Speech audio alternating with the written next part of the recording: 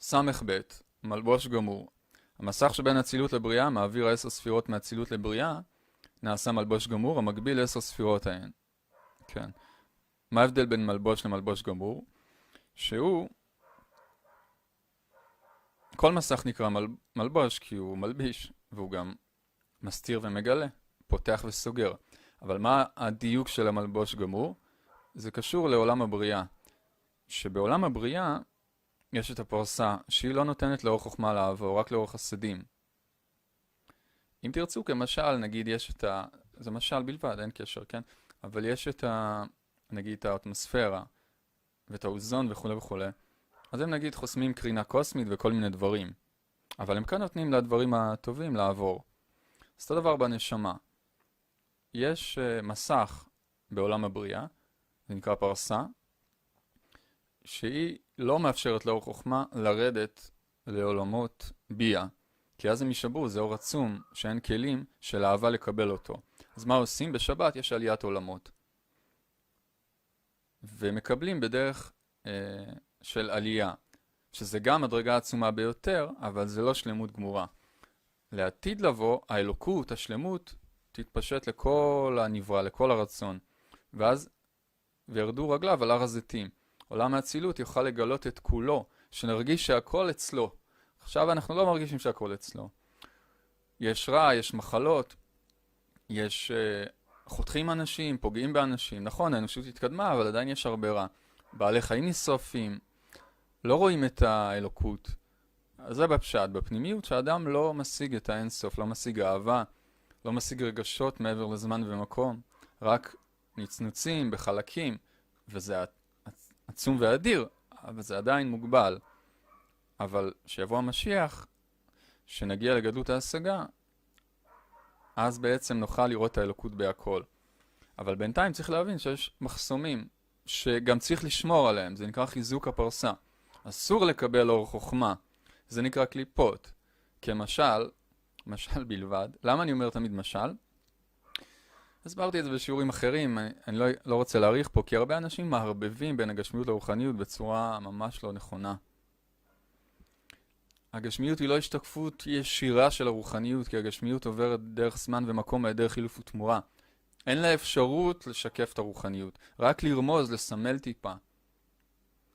אם כואבת לי היד, זה לא אומר שיש לי בעיה בספירת החסד, זה לא עובד ככה.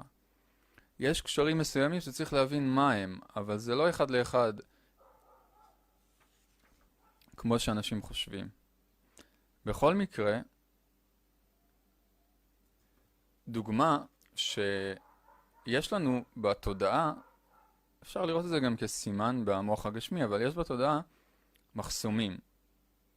כביכול שאסור לאור חוכמה להתפשט.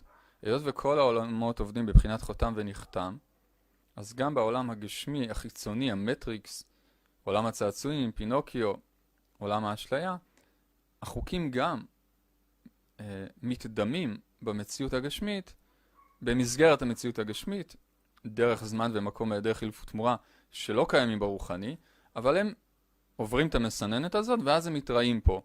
זה יכול, כמו עידוש כבידתי, להשפיע על ההתראות שלהם ולשנות אותה. אבל ברעיון, גבוה מעל גבוה שומר, הכל עובד בבחינת חתם ונחתם. אז האדם הרבה דברים הוא לא רואה. עכשיו, על ידי מדיטציה, עבודה פנימית, ובעיקר השגה רוחנית ועבודת נפש, הוא פותח מחסומים בתודעה, שהם נקראים קליפות. יש קליפות טובות גם, שהן שומרות על הפרי. יש קליפות רעות שרוצות לגנוב את הפרי. כל קליפה יש לה את התפקיד שלה. אבל אם אדם נגיד לקח סמים או חומרים, העובדי עבודה זרה היו לוקחים פטריות ועושים מסיבות כדי לקבל מסרים. אז הוא כאילו מנסה לפגוע בפרסה, במחסום הזה במוח, אמנם הוא עושה את זה במסגרת הגשמיות, כן? תיקח כל היום סמים, אתה לא תשיג את הצילות עכשיו. אבל אתה כן תשיג את הצילות של תחתית העשייה, כביכול. אבל אחרי זה אתה תישבר חוש הקשוקה. אבל אתה כן תרגיש אורות ומעבר לזמן, ותרחף ומסרים ותטייל, כי כאילו אתה שובר את הפרסה. אבל בגלל שאין לך כלים להכיל את זה, אתה אחרי זה נשבר ומת. אפילו מבחינה גשמית, דהיינו שיש נזק למוח הגשמי, אבל אם אתה מומחה בבריאות טבעית ותצום שבועיים אחרי זה ותנקה את עצמך, עדיין תיפגע. למה?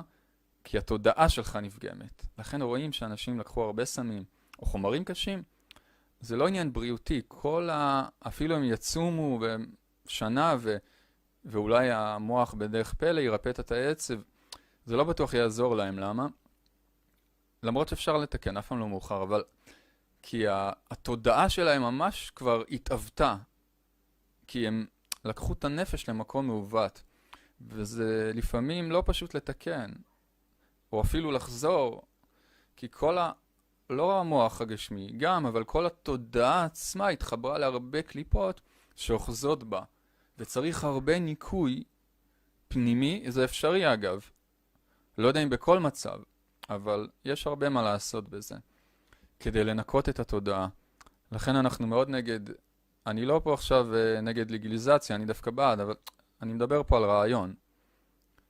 בעד בקטע חברתי, כן? לא בקטע אחר. אלא שסם זה נקרא חוכמה בלי חסדים. אבל זה בגשמיות. ברוחניות יש סמים יותר יפים. אבל זה בכלל לא מראים לנו. זה מראים למי שבעל השגה. והוא צריך לעשות עבודה, לדחות אורות עליונים. אבל בהתחלה מאמנים אותנו עם הצעצועים הגשמיים. עם נעיר ודקיק, דדקיק, דדקיק. שזה נקרא כל העולם הזה. כי העולם הזה מגובל. כמה אתה יכול לקבל פה? יהיה לך 1,000 נשים, 1,000 בניינים. זה אורות, זה הכל בספקטרום מאוד נמוך של נפש לנפש לנפש לעשייה. אתה לא יכול להחזיק פה תואר, זה רק מגרה אותך, בא, נכנס, הולך. מה אתה נהנה פה? מכוס תה? כמה אור יש בזה? מיחסי אישות? בלי אהבה, כמה זה מאיר? רוב העולם רב על זה. רוב העולם הפך את זה לדבר חיצוני בכלל. ומנסה את זה בכמויות ולוקח חומרים ועוד יותר מדוכא. למה? כי זה לא בא למקום הגשמי, זה בא לחיבור נשמתי של תודעות. וידע האדם את חווה, זה זיווג נשמתי. אני רק נעזר בסמל הגשמי כדי לעורר את הפנימיות, כי כל העולם הזה עובד ככה. כמו שאני מלמד אתכם עכשיו, שתדעו לכם, רוב הידע בכלל לא עובר במילים. הידע עובר דרך מחשבות ורגשות שמעבירים בלימוד, ולמי שיש כלי, או למי שיש גם את האור כביכול, יכול להעביר אותו. אז כל אחד שומע משהו אחר לפי המדרגה שלו.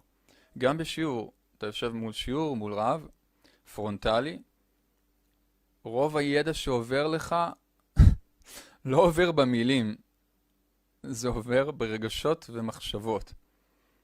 כי השוואת הצורה מקרבות הרוחניים, אבל אנחנו משתמשים בלבוש של המילים, כי זה דרך ההתקשרות בעולם הזה. אבל כל אחד מאותו תפילה, מאותו סידור, מאותו ספר, משיג מציאות אחרת לחלוטין. ואני לא ארחיב בזה, אני מדבר על זה הרבה בשיעורים, תראו את זה במקום המתאים. לענייננו, צריך לשמור על הפרסה, השם יעזור לנו. אבל האמת שלנו יש פרסה אחרת, זה נקרא פרסה, לא פרסה, זה שם מושאל, אולי אפשר לקרוא לזה, יש כאלה קוראים לזה מחסום, אבל זה לא מושג מדויק. אפשר להגיד מחסום, אבל המושג המדויק יהיה אולי הפרגוד, המסך המצמצם, המפריד בין הגשמיות לרוחניות. אולי, זה הגדרה טובה. כי אני לא יכול להמציא הגדרות. אני יכול כאילו כן להשתמש בהגדרות מושאלות, כמו שאני אומר תודעה. יכול להיות שאתם שומעים תודעה, אתם מתכוונים למשהו אחר. אני אומר תודעה, אני מתכוון לזד דבינה, למה שמחבר בין הפנימיות לחיצוניות, בין העליון לתחתון, יסות, פרצוף מיוחד. אני רק כאילו משתמש במילה, אבל אנחנו חייבים בקבלה, במסגרת הלימוד עצמו, התאור, להיצמד למילים אמיתיות. אנחנו לא יכולים להמציא מילים, כי כל מילה, אומר בעל הסולם, שהמקובלים לא בחרו סתם את המילים, כי כל מילה יש לה שורש רוחני, בעיקר בשפה העברית אגב.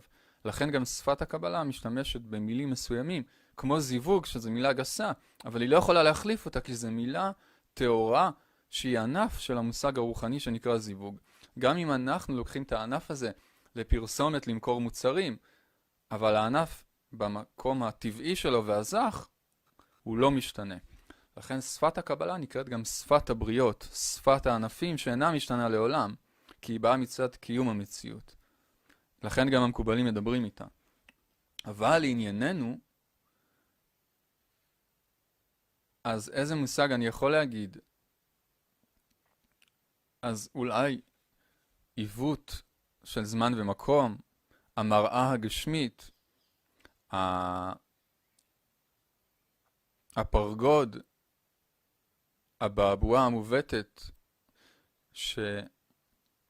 שגורמת למציאות הזמן והמקום, המטריקס, זה הפרגוד שלנו בהתחלה, שצריך לשבור אותו. דיברתי על זה במאמר לסיום הזוהר ובהקדמה לפנימיות ומסבירות, ובהמשך אני אעשה קורס קבלה למתחילים, אני אדבר על זה עוד. אבל זה בעצם מה שאנחנו צריכים לשבור. מה זאת אומרת לשבור? לא לשבור, זה טוב, אלא לעבור את זה. כי זה בעצם התודעה הגשמית. אבל אנחנו לא מבטלים את זה, כי דרך זה אנחנו מתקנים ומתאמנים. אלא אנחנו פשוט מחברים צינור דרך זה לעולמות העליונים. וכל פנימיות התורה וחוכמת הקבלה באה ללמד אותנו לעשות את זה. לעלות מעבר לזמן ומקום. יותר מזה, חוכמת הקבלה היא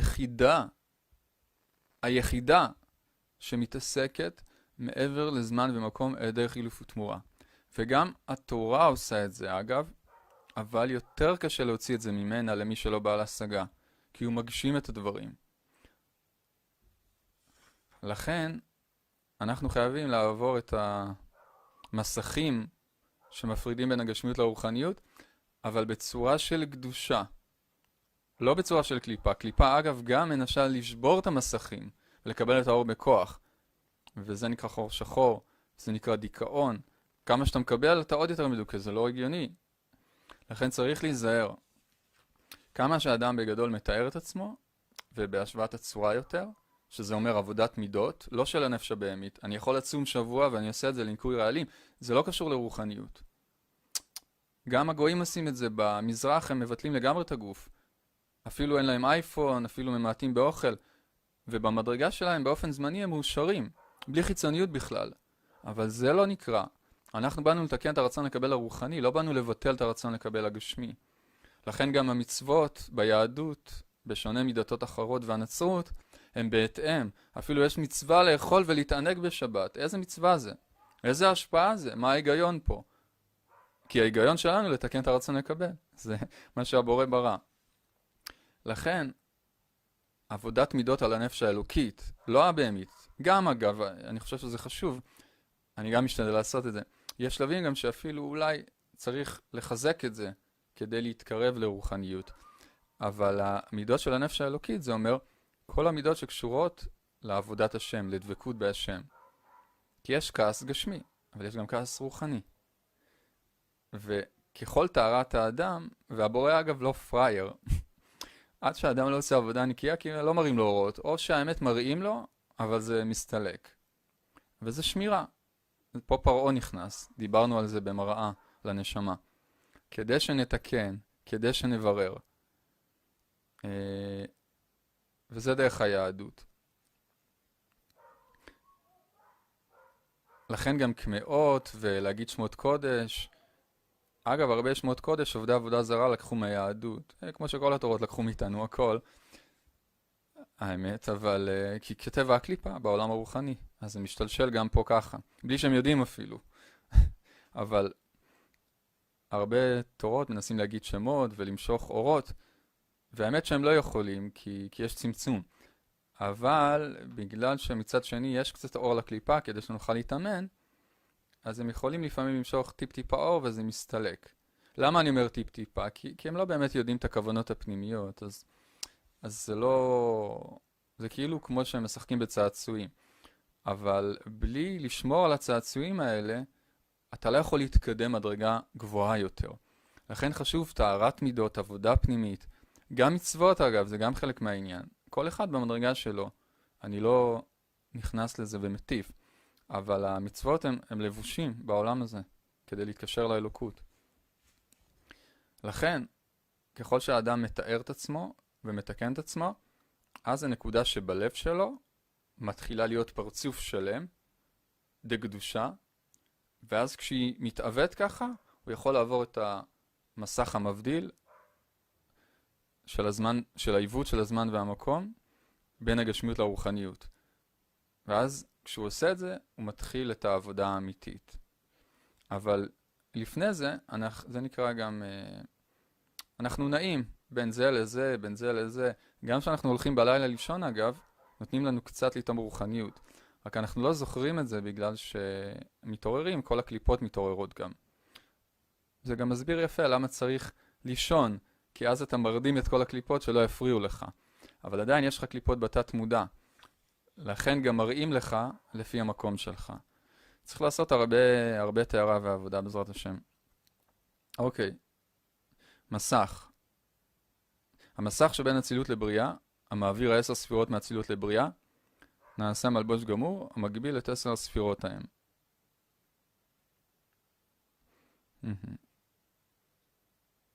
כן. אז זה המסך. הוא כמו סלקטור, כמו מנעול ומפתח, כמו משהו שמגן עליך. הוא נותן להיכנס רק למה שיכול להיכנס כדי לבנות את הנשמה. כי אם נכנס יותר מדי אור, אז הנשמה נפגמת, נשרפת, כי אין לה כלים. אבל מה זה נשרפת? לא מדובר על גשמיות. אלא אם כן האור המדובר הוא הקרינה הקוסמית. אלא על מה מדובר? או קרינה מהפלאפון, זה כבר מחלוקת היום. מה יותר מזיק? סביר להניח שהקרינה מהפלאפון, היות והטבע גם מאזן מהאדמה את הקרינה הקוסמית, בלי שאנחנו יודעים, דרך השעון הביולוגי, דרך ניקוי טבעי שהגוף עושה. אבל אנחנו לא לומדים פה בריאות. לגבינו, המסך מאפשר רק למה שמבטא את הדבקות והאהבה לבורא, זה בעצם הכלי, לפי זה האור נכנס, ולא יותר. אז המסך זה בעצם וילון גם, שמאפשר להכניס, או חלון גם, סוג של חלון, מאפשר להיכנס למה שאפשר לקבל.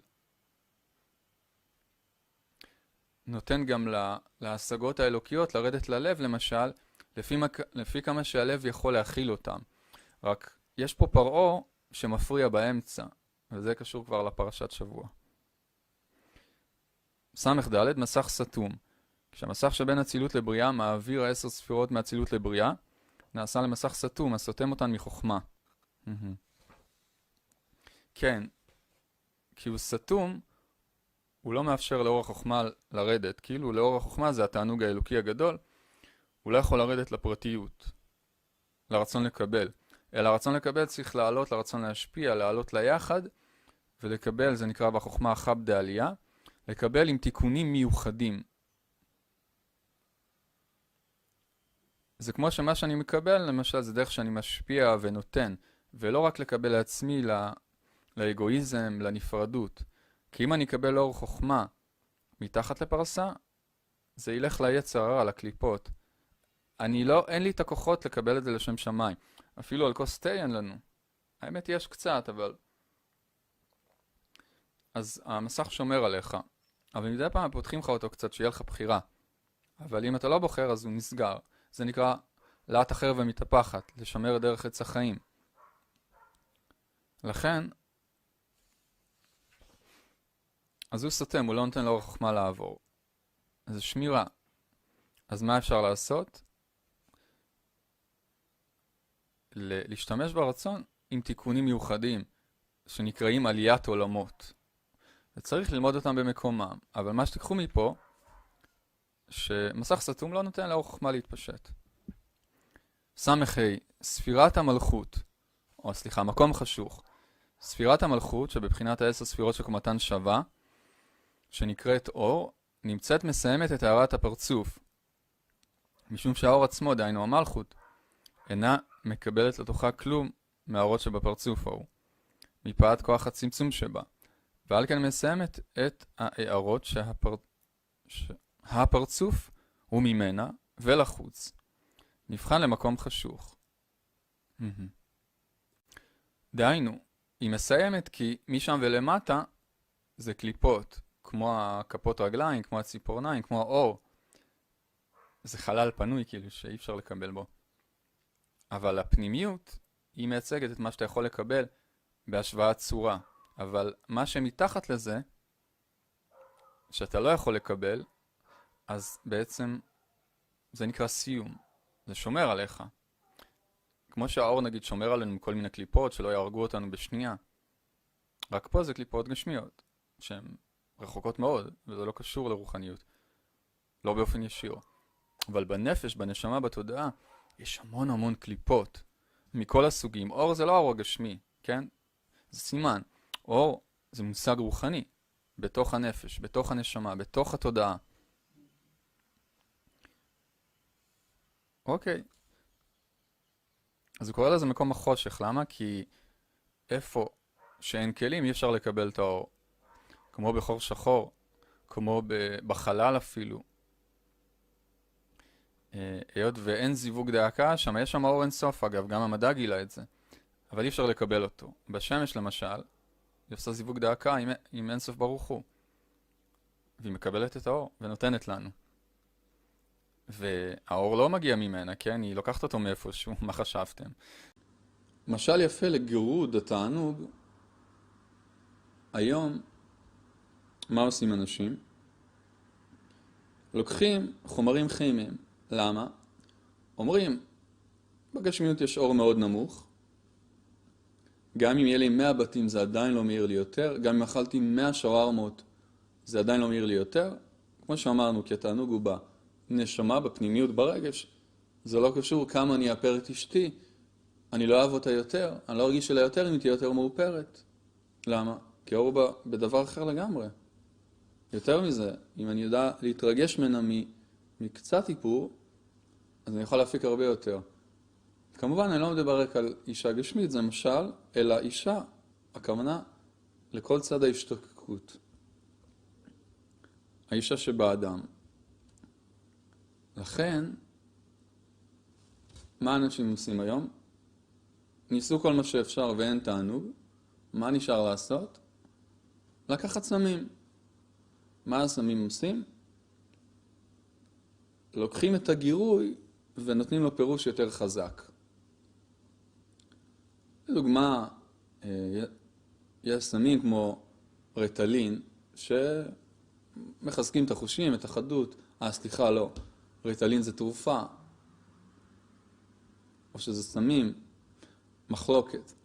נגיד, אני יודע, קוקאין, לא יודע מה, שמחדד את החושים, את המערכת, ואז כאילו, מאותו דבר, אני יכול לגרד יותר תענוג. אבל מה? מה קורה פה? זה לא מחליף לי את הנשמה. זה לא מחליף לי את הרגש הפנימי. זה כמו לגרד בפצע. למה? כי זה יגדיל לי את החיסרון, יגדיל לי את ההשתוקקות, אפילו יפתח לי תאים במוח, בסמים קשים, ייתן לי עודפים שאני לא יכול לקבל להם את האור, ואז או שאני אשתגע, או שאני אהיה בדיכאון בלי החומר, או שאני אהיה מתוסכל. אז מצאו היום שיטה, לקחת חומרים שעוזרים לגרד יותר טוב בפצע, או לקחת תרופות, זה אותו דבר, לא שונה בהכרח. תרופות נגד דיכאון. עכשיו מדבר על מצבים סבירים. יש מצבים שבן אדם באמת צריך לקחת תרופה. שהוא נולד עם איזה בעיה, הוא צריך לקחת במינון מסוים, על פי הוראות הרופא. בסדר, והוא גם יכול לעשות עבודה רוחנית עם זה. אבל אני לא מדבר על זה. זה 10% מהמקרים, אולי 15%. אני מדבר על רוב המקרים שנותנים תרופה כדי לעשות עבודה קלה, כדי לברוח מעבודה פנימית. או לוקחים חומרים, או מעשנים קצת כדי להיות רגועים, כדי לברוח. הפוך, זה עושה אותי עוד יותר תלוי בחיצוניות. זה רק מחליש לי את הנפש. לא שאלכוהול זה שונה, גם אלכוהול לא צריך להגזים בשתייה שלו. אבל צריך להבין שכל דבר בעולם הזה זה רק גירוי. את ההתקדמות, את ההשגה, אפשר לעשות רק בנשמה, רק בנפש. לכן, אם אני מגרד בפצע, דהיינו, מנסה לגרד אור בגשמיות. למה זה נקרא לגרד בפצע? כי זה רצונות שאי אפשר לקבל עליהם אור גבוה. ואז אני לא מצליח לקבל, כמו שכל המפורסמים שיש להם את כל מה שהם רוצים בחיים, ומרגישים ריקים. למה? כי אין אור בפינוקיו. אז לוקחים סמים, דהיינו מנסים על ידי אפקט כימי לגרות עוד יותר את הפצע, דהיינו את ההשתוקקות. פצע, פשע, שפע, יפה, אותיות דומות, כי זה הכל אותו רעיון. אותיות דומות, אותיות מתחלפות, לא משנה, יש הרבה דרכים ללמוד את התורה, זה כמו שיר, אפשר ללמוד הרבה מהאותיות. אבל אי אפשר לקבל שם את התענוג. עכשיו, מה זה סמים? שמעתי שהרבה נותנים הגדרות, יש כאלה אומרים זה פותח מסכים במוח, יש כאלה אומרים ככה, בעולם הרוחני. אז לא, זה לא פותח מסכים בעולם הרוחני. אבל, בגלל שזה משחק עם התודעה, זה כן יכול לתת לאנשים להרגיש הרגשות מאוד גבוהות, שהם בדמיון למשהו רוחני חזק, משהו פנימי. אבל אז זה שובר אותם, מחליש להם את הנפש. זה כמו לגרד בפצע בדיוק. זה כמו להביא אבל קונגור שמגרד בפצע. עכשיו יש סמים שהם מאוד מסוכנים, למה? כי הם פוגמים לך במסכים של המוח הגשמי, של התודעה הגשמית, שהיא שומרת עליך, שהיא שומרת על מקום האימון, שהיא הקופסה השחורה של מקום האימון. ואם אני פוגם בזה, זה גם מפריע לי להתאמן, זה גם לעתים מזיק לי בנפש, כי זה קוטע את הקשר בין המוח, בין הגוף הגשמי לנפש, עושה שם סבטוחה. זה דבר שהוא חמור מאוד. עכשיו, זה סימן יפה, כי סם, זה מלשון סם החמם, סטרא אחרא. למה? מה זה סמים ברוחניות? הרי כתוב שהתורה היא גם סמים. סם החיים או סם המוות. למה היא נקראת סם? כי סם זה דבר שלוקח לך מעבר לעולם הזה, מעבר לחושים, מעבר לזמן ומקום. לכן היא נקראת סם. אבל יש סם חיים ויש סם המוות. סם חיים זה אם לוקחת אותך דרך למד בית נתיבות החוכמה, דרך ההשפעה, דרך השוואת הצורה, על סדר המדרגה, או על דרך עליית עולמות, או על דרך צינורות סדרי הקדושה. אבל אם זה בטומאה, אז זה נקרא סם המוות. עכשיו, מה זה סם? סם זה נקרא לקבל חוכמה בלי חסדים. זה סמים רוחניים. סמים כאלה יש בעולם הרוחני בביאה דטומאה. כשאדם לוקח סם מבחינה גשמית, הוא עושה את אותו תהליך. מה הוא עושה? הוא מקבל חוכמה בלי חסדים. מה זה חסדים לעניין שלנו? סליחה. עבודה פנימית, החוויה, היגיעה, כדי להשיג את הרגש שבדבר. אז פה הוא כאילו מקבל את זה חינם, בלי עבודה, בבריחה. אבל זה לא מחליף את הנשמה. מה זה עושה? מגדיל אותה לקוטה, מגדיל אותה חסרונות, אבל איכות האור הנפשית תישאר אותו דבר. עד מה? כמו שאמר, עד שמראה את כלי אדם שבאותו הבעל חי. לא מדובר על בעל חי גשמי, רק סימן. בעל חי הכוונה, בעלות על חיים, בעל חי זה מדרגת החוכמה. לא משנה כמה סמים תיקח, יש גבול לכמה שמערכת העצבים שלך יכולה לסבול, גם אם תעשה מדיטציה. בסופו של דבר, תגרד, עד שחלילה תמות, או מה זה תמות? תדפק לך התודעה, או תמות גשמית חלילה. לכן, רואים שאי אפשר לעבור על החוק. ואדם לקח סמים, יכול להרוס לעצמו את החיים, יכול להזיק לעצמו. גם אם לא יהיה לו פגם פיזי, אז פגם נפשי, פגם זה, אבל גם סמים קלים. עכשיו, זה לא פוליטיקה פה. אני דווקא בעד לגליזציה, אגב, סתם ככה, בקטע חברתי, אבל זה לא הנקודה. הנקודה היא, למה משתמשים בזה? כדי לברוח מעבודה פנימית או לא? וזה שכל אחד יעשה את השיקול שלו, גם בסמים קלים. אבל סמים קלים או תרופות כרגע, קלות פחות מעניין אותי. אנחנו נגיד נתמקד על הדברים הגדולים. זה חמור מאוד. למה אני מדבר על זה? קודם כל כי הוא דיבר פה על העניין, וזה משל טוב. ואני מדבר על זה כי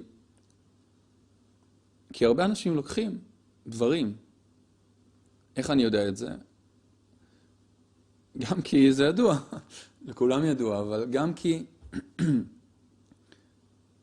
כי זה חוק, אין תענוג בגשמיות, אז אתה חייב הנאה. אז מה נשאר לך? לגרד אותה בדרך אחרת.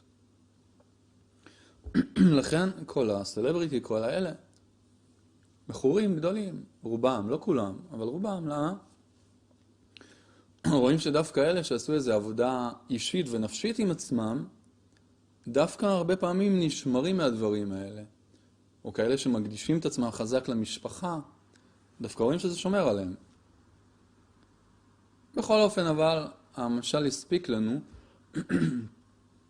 נחזור לעניין שלנו.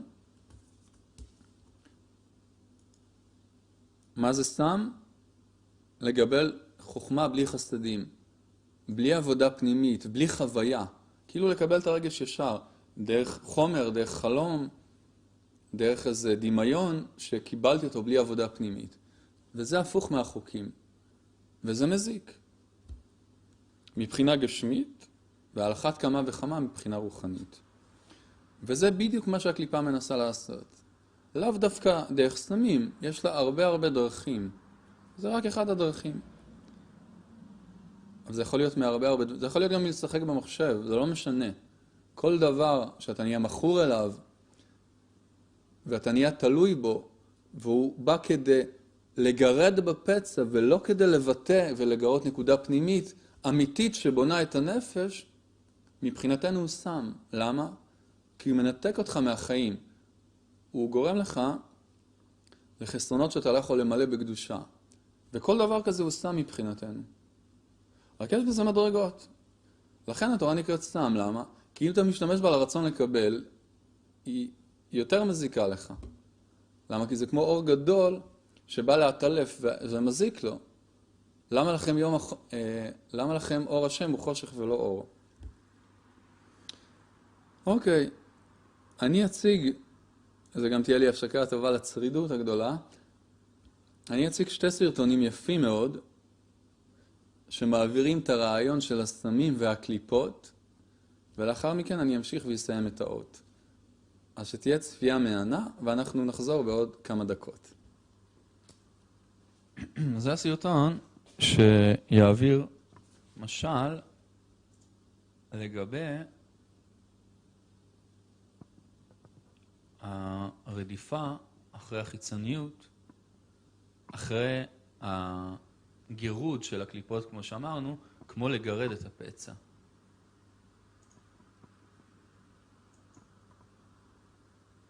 צפייה נעימה.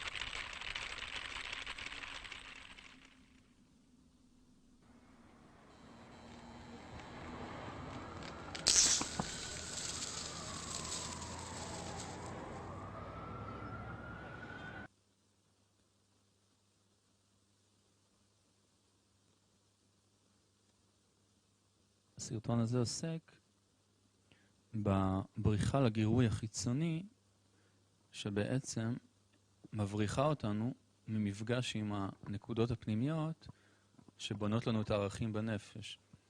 אנחנו בורחים לדברים חיצוניים שמרחיקים אותנו מהעני האמיתי שלנו, כמו הקליפות, כמו הדמיונות, כמו הצעצועים, וזה מעביר את הרעיון בצורה מאוד יפה.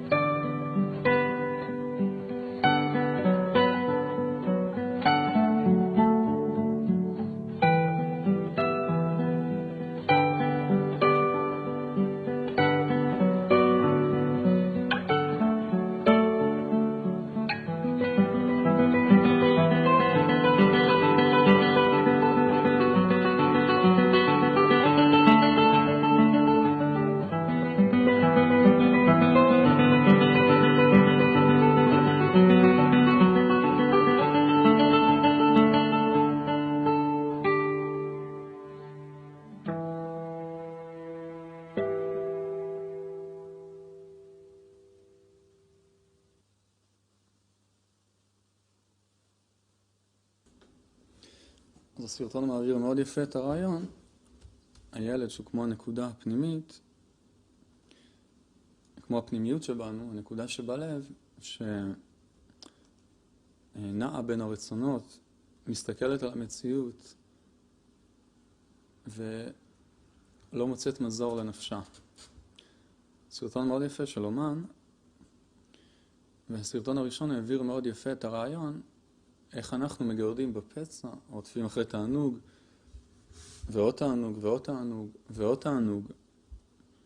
אבל בעצם, על ידי הגירוד, כלי ההמשכה גודלים, דהיינו, יש לנו השתוקקויות נוספות, רצונות נוספים, אבל את המילוי אנחנו עדיין לא יכולים לקבל עליהם.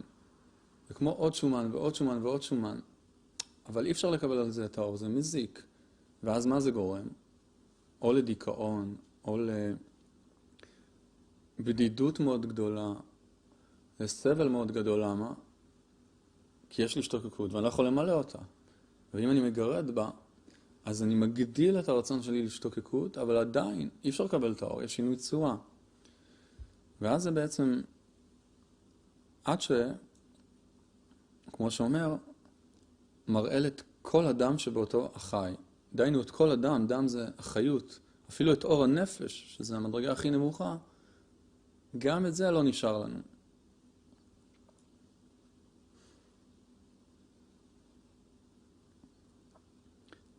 דיינו, מוות זה שגם את הערת הכלי, גם את ההשתוקקות, בסופו של דבר אנחנו מאבדים. למה? כי מגיעים לשינוי צורה מאוד מאוד גדול. אומר, ממשיך בכתוב, והנה הגיע לפנינו צורת הסטרא אחרא העליונה מראשה עד עקבה. כלי אשלייתי. כמו שהסברנו בהרחבה בשיעור הקודם, וכדאי לראות את זה, אני רק מסכם, צריך לחזור על הדברים.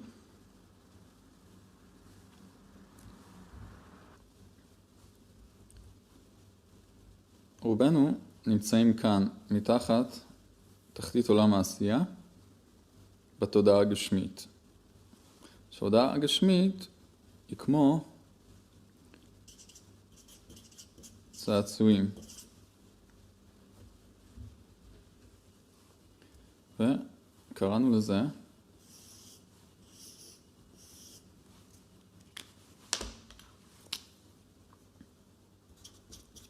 מראה גשמית. עכשיו, כל הרצונות שהם פה, הם רצונות מאוד מאוד קטנים, שהם נתונים לזמן ומקום היעדר חילוף ותמורה. אנחנו מתחילים מפה, אבל למה? כי אי אפשר לתת לנו להתאמן ישר על הנצח, על דברים רוחניים. אנחנו צריכים לעבור תהליך, לעלות מעלה על סדר המדרגה. אבל כל פעם שהאדם מאמן את עצמו ומתקן עוד רצון ועוד רצון, לאט לאט הוא עולה לפה, לרוחניות, לנצחיות. אבל צריך להבין שהמראה היא רק מפגישה אותנו עם האני שלנו, עם הנשמה שלנו. אומר בעל הסולם במאמר הסחירה, מופת גלוי, אין חיסרון בגשמיות כלל. אמנם כל חיסרון ושלמות טבוע ברוחניות. זאת אומרת, הכלים, מה שלמדנו בשיעור הקודם, מה זה כלי, מה זה חיסרון, מה זה רצון, כלים אמיתיים, הם נמצאים פה. הבורא לא ברא פירורים, צעצועים, דברים זמניים. זה רק אמצעי, זה רק סימולציה שעוזרת לנו לאמן את הנפש שלנו, אבל הכלי האמיתי נמצא ברוחניות. רק מה, אנחנו לא יכולים ישר לפעול פה. אז דרך זה אנחנו נפגשים ומגרים את הכלי הרוחני. אבל את התוצאה ואת התענוג ואת החוויה, איפה נקבל באמת? בכלי הרוחני, לא בכלי הגשמי. לכן, הדומם צומח חי מדבר.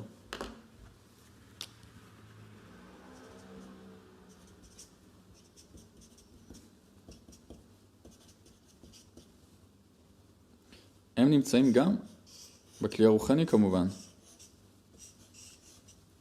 שהם בעצם ד' מדרגות של הרצון לקבל. כנגד חוכמה, בינה, תפארת ומלכות. אבל הם מופיעים גם כאן, בעולם הזה. דומם, צומח, חי, מדבר. כפי שאנחנו מכירים אותם בפשטות.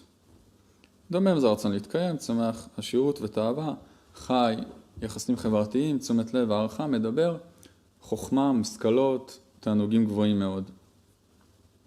אבל כאן הם עדיין מוגבלים לדברים גשמיים. למה?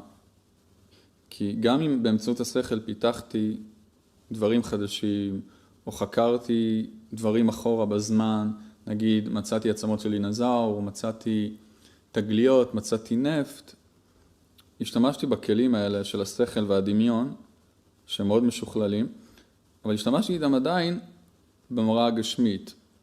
אז נעתי בזמן קצת ביחס לחי, צומח, דומם, על ידי השכל. אבל אני עדיין כל כולי תחת הזמן והמקום הכלליים של התודעה הגשמית. לכן, מה אני צריך לעשות?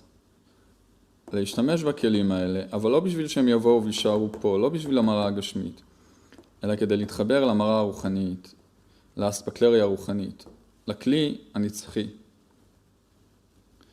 עכשיו, איך אני יודע לחבר בין זה לזה? מאיפה לי לדעת איך לעשות את זה?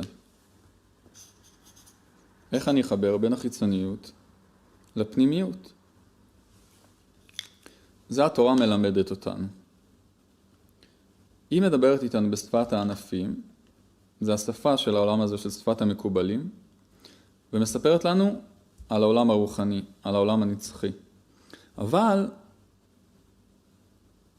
בשביל זה אנחנו צריכים להכיר את העולם הזה.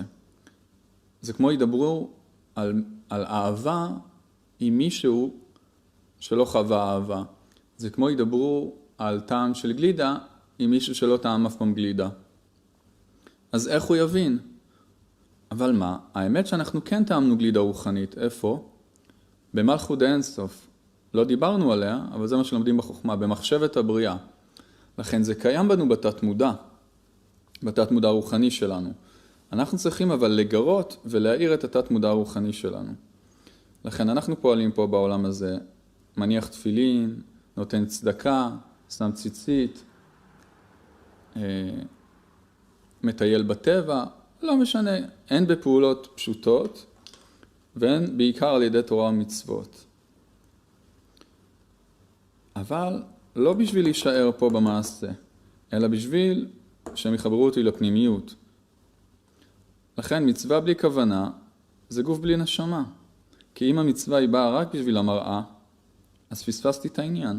אני חייב שהמצווה תחבר אותי לעולם הרוחני. עכשיו, זה גם מדרגה לקיים את המצוות רק פה. זה נקרא דומם דקדושה. אבל זה לא מספיק. למה? כי הקדוש ברוך הוא לא רוצה שנקבל, זה לא עובד ככה, כמו שאמרנו, לאנשים וקטנים, מספרים את זה עד שתתרבה דעתן והתחכמו חוכמה יתרה, מגלים להם רז זה לאט לאט. מה שאומר הרמב"ם, איזה רז? לשמה שחייב להשיג פנימיות. עכשיו, בהתחלה לא מגלים לכל אחד, אבל בדור המשיח צריך לגלות את זה לכל אחד. למה? כי הפוטנציאל הגיע למדרגה של מקטנם ועד גדולם. לכן, הבורא הוא לא רוצה, זה לא עובד ככה, שמרתי 20 שבת, הנחתי ככה וככה תפילין, ככה וככה מצוות, אני אקבל שכר בעולם הבא. לא, הבורא לא ירצה שתסתפק בדירת 2 חדרים בגן עדן. הוא רוצה שיהיה לך פנטהאוס בגן עדן. עד שלא תשיג פנטהאוס בגן עדן, אתה חוזר בגלגול.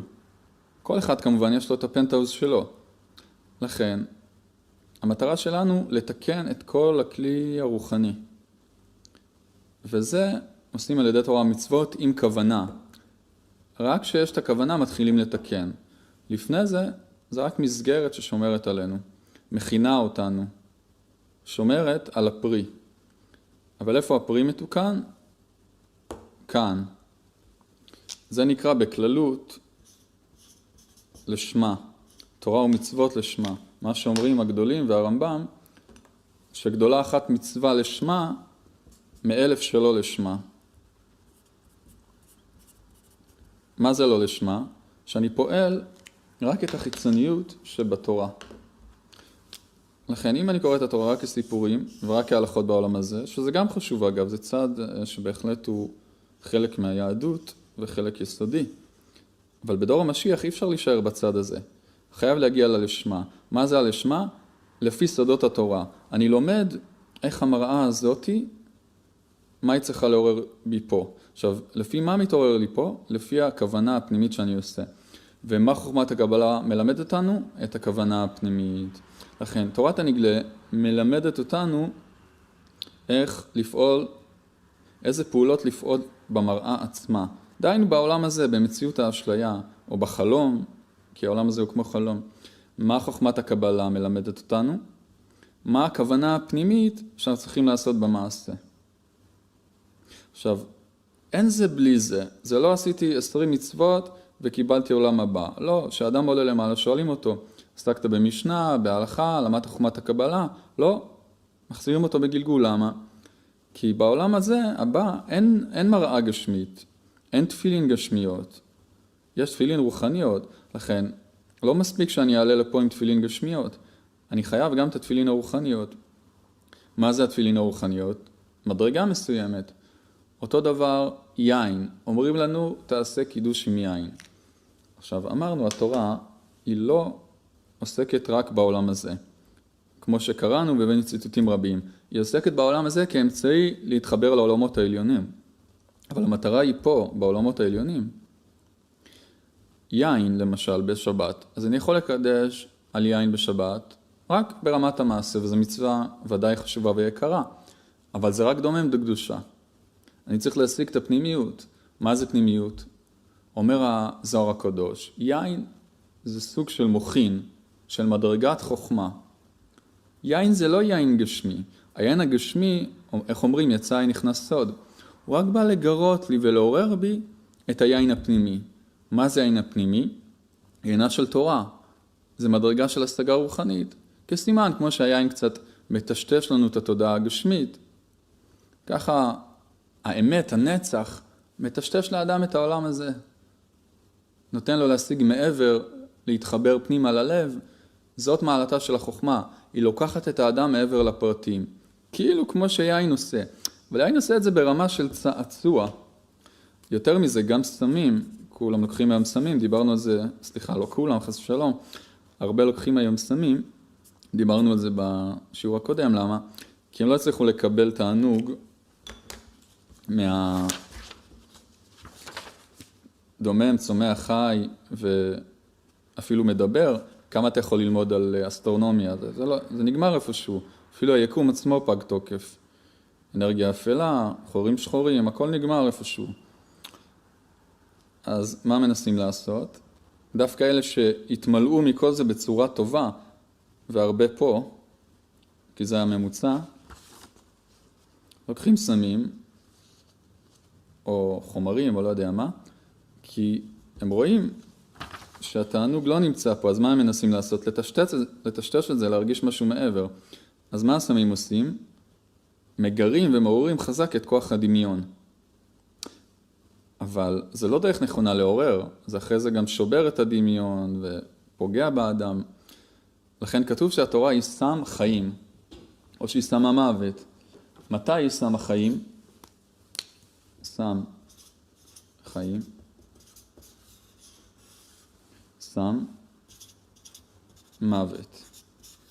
סם החיים, כשהיא לוקחת אותנו לפנימיות, למדרגת הלשמה. סם המוות, העוסק בתורה שלא לשמה, טוב לשוטף איך שילתו על פניו, טוב לו שלא נברא, כהולך לשפחה מנאפת, אומר השלה הקדוש. ועוד ורבים הציטוטים, אבל היא גם סם. למה? כי סם, מה זה סם? לוקח אותנו מעבר לחושים. זה ההגדרה של סם לעניין שלנו. אבל כל הסמים הגשמיים, ואפילו יין, ולא משנה אלכוהול, או כל דבר שתיקחו, זה עדיין משחק רק בתוך העולם הזה.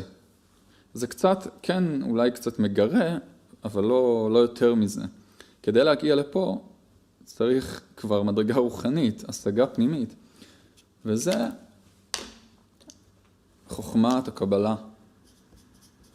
עכשיו, האמת, זה נקרא, השם המקורי של זה חוכמת האמת, לא חוכמת הקבלה. פשוט חוכמת הקבלה זה הכלי הכי גבוה להשיג את חוכמת האמת. למה? כי התורה היא כולה פנימית, הגמרא, סיפורי התורה, המדרשים ודאי, זה סודות עליונים ועצומים. רק אנחנו לא יודעים, ובפרט, אפילו החכמים, ובפרט מחורבן הבית, שהתנתקנו מהעולם הפנימי, ובגלל זה נחרב הבית. לא נחרב בגלל סיבה גשמית, הוא נחרב כדי לבטא איזה תהליך פנימי שעברנו, ולכן הלכנו לגלות וכל מה שהיה. יותר מזה אומרים שהיו הרבה אסונות, אפילו השואה, אומרים שבעל הסולם בא, ואמר לרבנים, אתם חייבים ללמוד פנימיות, זה מה שיציל את העם. יש הרבה סיפורים וכתבים על העניין. אבל לענייננו, המציאות החיצונית פשוט היא מגרה אותנו, פחות או יותר, כדי שנעשה את מה שאנחנו צריכים לעשות מבפנים. לכן, חוכמת הקבלה, המאור שבה, מחזיר עולם מוטב, באה בתוכה בפנימיותה. היא מלמדת אותנו להשתמש בזה בשביל זה. אבל כדי שאנחנו נעשה את זה, אנחנו צריכים לדעת מה זה זה. וזה נקרא שפת ספר השמיים, שזה השפה של הזוהר, שפת הספירות, שפת הקבלה. עכשיו, חוכמת האמת, אמרנו, היא נמצאת בפשט, כי חז"ל, התנאים, האמוראים, הם לא למדו את ההלכה רק מבחינה גשמית. חס ושלום, הוא אומר, כי לא לחינם כפי רצונם פסקו על הטמא טהור איסור ויותר קשור ופסול, אלא מתוך פנימיות התורה כנודע, כך אומר רבי חיים ויטל. פשוט הם היו צדיקים מספיק כדי לעשות את זה, אפילו מפשט התורה, ואפילו מהגמרא. בדור הזה כמעט בלתי אפשרי לעשות את זה. למה? כי אנחנו תופסים את התורה בחיצוניות גמורה. אני קורא על אברהם אבינו, אני מבין את זה רק בגשמיות. אני לא מבין שאברהם זה מדרגת החסד שבתוכי, שזה קו ימין, אני לא יודע איך לנהל את זה, אני אפילו לא מרגיש מה זה מבחינה פנימית. ופה נכנסת הקבלה, פנימיות התורה. היא מלמדת אותנו את כל המפה הרוחנית, שהיא בעצם נמצאת בתת מודע הרוחני שלנו. רק צריכים להביא אותו למודע, על ידי הלימוד, תלמוד תורה כנגד כולם, ואז אנחנו גם יודעים איך לכוון במצוות. וכשאנחנו מכוונים במצוות, אז אנחנו מתחילים לתקן. לכן לא תמיד מרגישים אור גדול בתפילין, בציצית. לפעמים אני נהנה יותר מגלידה, ומה זה גלידה? זה פירורים. איזה אור יש בגלידה? ועדיין אנשים נהנים יותר מגלידה מתפילין. איך זה יכול להיות? כי בלי הכוונה, אני לא מרגיש את האור שבתפילין. כמו שאמרנו, יש תרי"ג עיטין, אומר הזוהר הקדוש, ותרי"ג פיקודין. עיטין, מלשון עצות, שזה החיצוניות של המצווה. למה זה עצה? כי היא נותנת לי את הגירוי ואת הכיוון ואת האמצעי להתחבר לפנימיות. אבל איפה האור נמצא? בפיקודין. אומר פיקודין מלשון שהאור מופקד בדבר. לכן הרבה פעמים אנשים מקיימים מצוות ולא מרגישים כלום. למה? כי הם עושים את המצוות פה, רק בתודעה הגשמית. עכשיו זה גם מדרגה. אמרנו זה נקרא דומם דקדושה. אבל דומם זה לא מספיק. אנחנו צריכים להגיע למדבר. דומם זה כנגד אור הנפש. אולי נמצא מקום לצייר פה. כל העולם הזה הוא כמו נפש.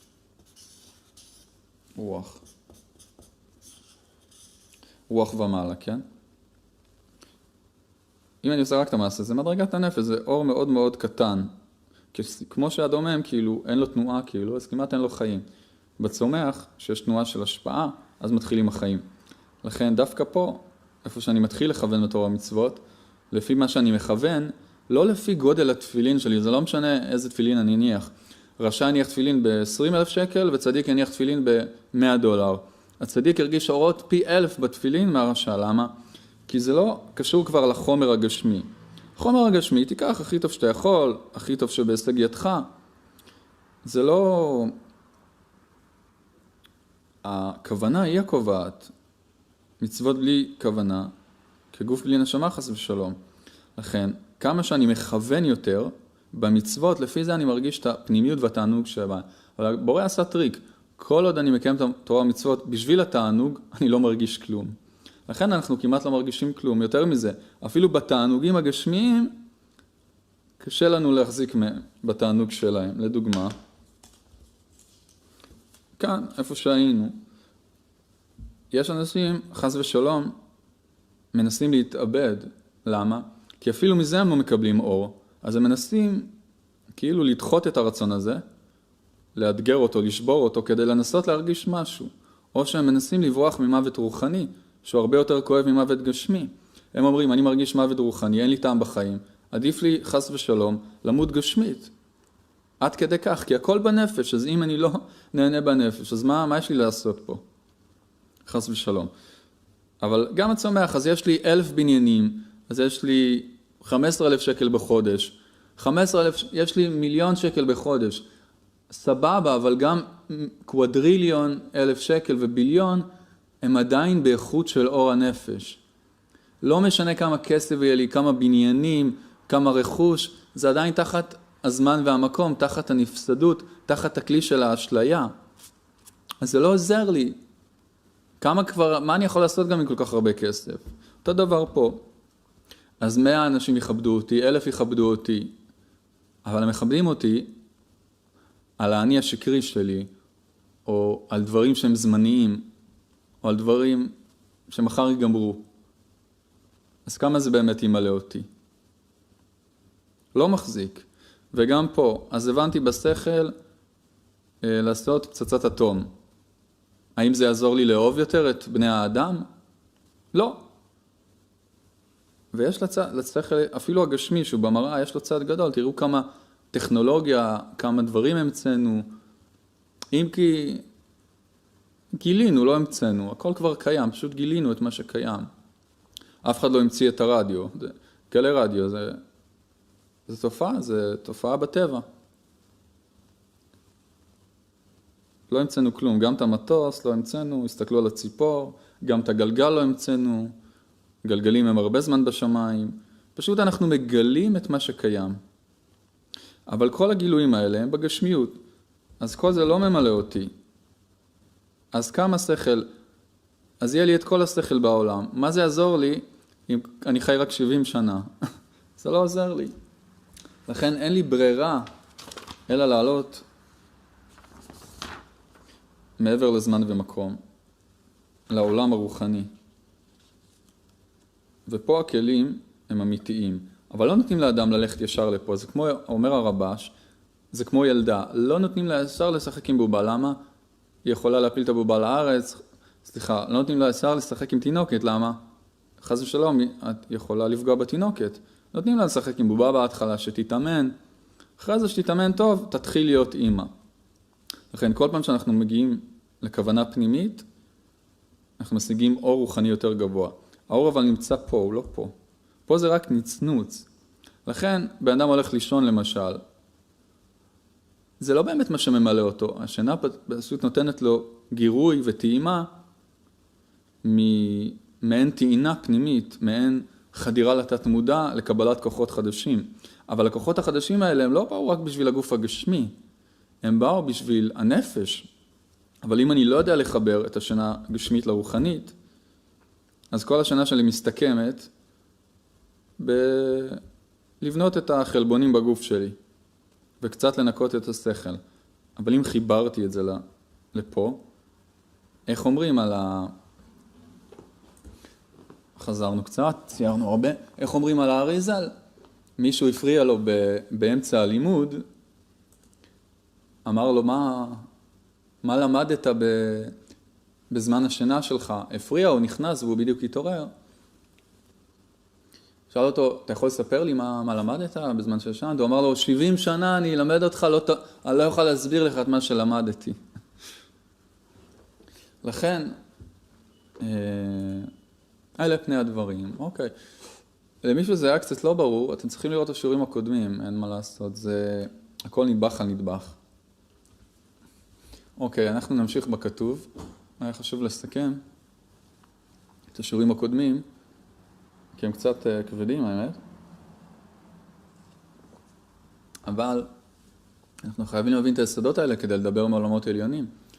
אחרת לא נבין, לא נמצא את ידינו ורגלינו. אוקיי, נמשיך בכתוב. מאיפה שהפסקנו.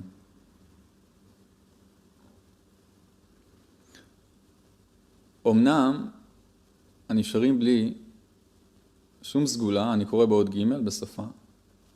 אמנם הנשארים בלי שום סגולה, היא מפני שאין להם רצון חזק. ועל כן, כל ג' הנטיות הנזכרים משמשים להם יחד בערבוביה. לפעמים מתאבים, לפעמים מתקנים, ולפעמים חושקים כבוד, ורצונם נשבר לרסיסים ודומים לקטנים. שכל מה שרואים חושקים ולא יעלה בידם מהשגה של כלום. ולפיכך יהיה ערכם, כמו קש וסובין, נשארים אחרי הקמח. ונודע שכוח המועיל וכוח המזיק עולים בקנה אחד. כלומר, כמה שמסוגל להועיל, כן מסוגל להזיק. לפיכך, כיוון שאדם פרטי אחד עולה כוחו על כל...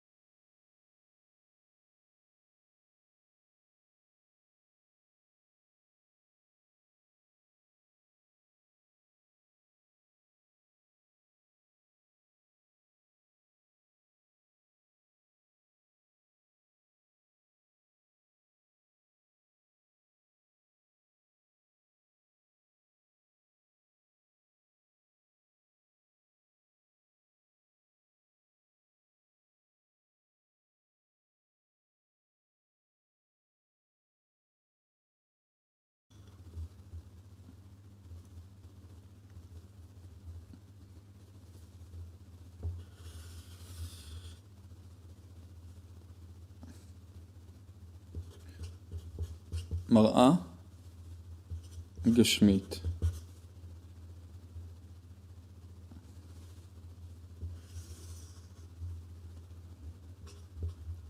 רוחניות. מעבר וזמן ומקום. אז ככה.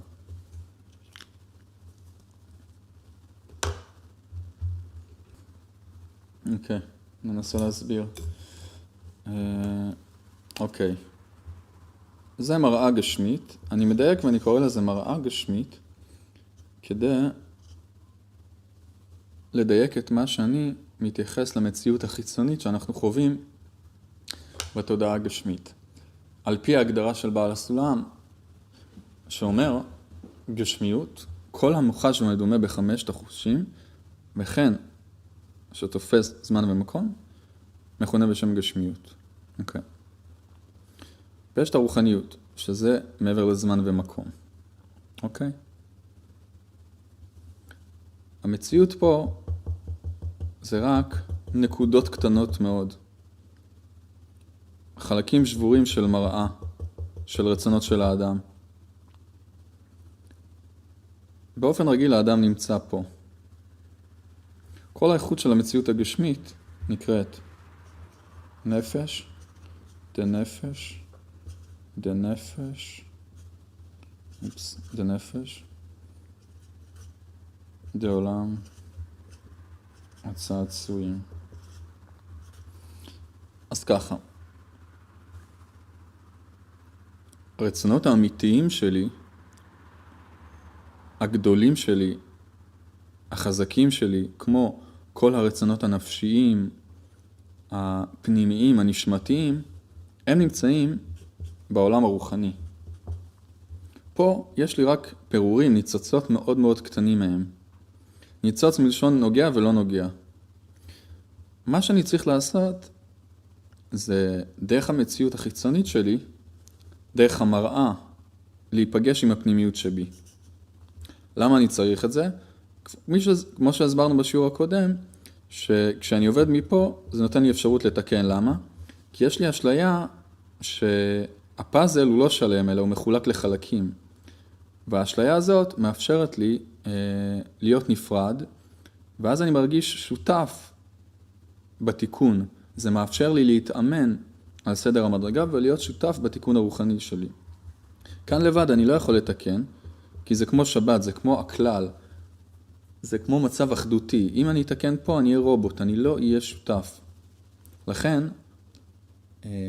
לא מספיק העולמות, צריך גם נשמה. מה זה נשמה? פנימיות העולמות. עכשיו, יש לי הרבה רצונות בעולם הזה.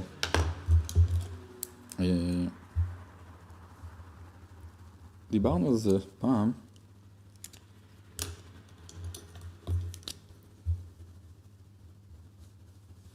יש דומם, צומח, חי, מדבר. דומם זה רצון לקיום, הרצון הבסיסי. צומח זה הרצון של הגדילה, של תאוות, כמו כסף, שליטה ברכוש, בניינים, עשירות וכן הלאה והלאה. חי זה תאוות אנושיות כבר. מה זה? כבוד וממשלה. מדבר זה רצון למושכלות. זה יותר גדול מכבוד כבר. כי הכבוד הוא באותו מדרגה שלי. במדבר זה מעבר למדרגה שלי. לדוגמה, אני יכול ללמוד על הירח. יכול ללמוד על מה שהיה לפני 2000 שנה. מה שיהיה עוד 2000 שנה. זה רצון שאני מדבר מבחינה גשמית עכשיו, שאם אני מפותח אליו, כמו מדענים, פרופסורים, חכמים, יש לי הנאה עצומה ומטורפת בזה. אפילו יותר מזה, דווקא המדענים האמיתיים, הם מוותרים על הכבוד שלהם, או הממציאים הגדולים, והם נהנים, או לפחות מכוונים ליהנות מהרצון הזה. זה כבוד, ממשלה, יחסים חברתיים, הערכה, זה צד מאוד חזק באדם אגב, כי זה מייצג את מדרגה העיקרית באדם, שזה מבחינת החי. עכשיו, הרצונות האלה, עם כל הכבוד להם, שאנחנו כל יום נעים ביניהם, איך הוא אומר בעוד ג', לפעמים מתאבים, לפעמים מתקנאים, לפעמים חושקים כבוד, ורצונם נשבר לרסיסים, ודומים לקטנים שכל מה שרואים חושקים, ולא יעלה בידם מהשגה של כלום. לפני זה הוא אומר, הנשארים בלי שום סגולה, נמצאים ג' לנטיות הנ"ל, משמשים אצלם ברבוביה. דהיינו סגולה זה קו אמצעי. אבל באופן רגיל, אנחנו נעים פעם מפה, פעם מפה, פעם מפה, וכו' וכו'. אבל באופן רגיל, האדם שלא נולד למציאות הרוחנית, שהיא נמצאת פה, מעבר למסך הזה, נקרא לזה,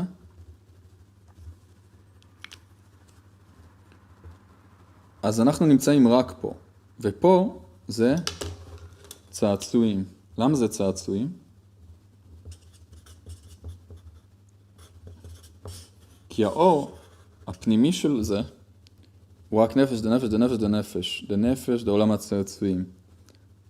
זה אור מאוד נמוך. זה כמו לשחק עם בובות ביחס למציאות הרוחנית. זה כמו ליהנות מתפוח ביחס לאנרגיית השמש לדוגמה.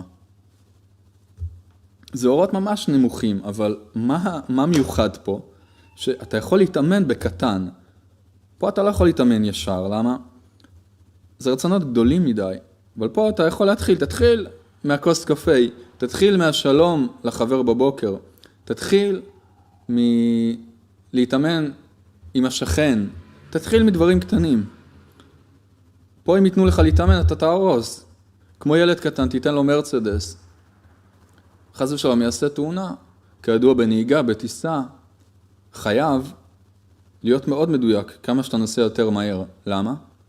כי כשהזמן עובד יותר מהר, זה אומר שזה כמו רוחניות, זה זמן זך יותר, כמו בחינת הכוונה. ואם בכוונה אתה עושה סטייה קטנה, בום, הלך עליך.